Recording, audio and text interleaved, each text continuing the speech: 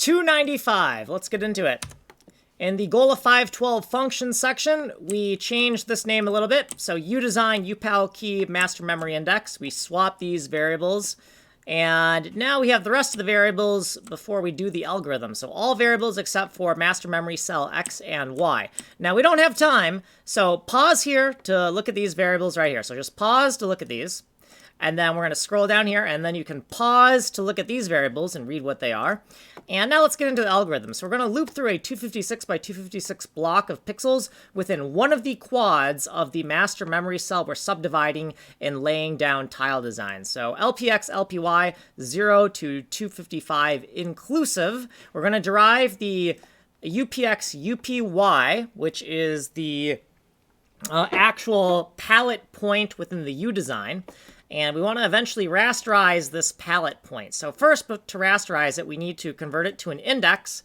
And then we're going to use this index into the udesign to get the palette code, 0 to 9 inclusive, and then figure out what RGBA value that converts to. Then we need to figure out what tile we're in on the udesign. So we're going to divide by 5 because there's 5 palette points per tile design on our udesign. So UCX, UCY is the cell on the udesign. There's 4 by 4 cells. We're going to check our math here. Pause if you want to read that. And then we need to paste the design 3 times because we have this mip-map-like structure, and we're going to use layers 0, 1, and 2.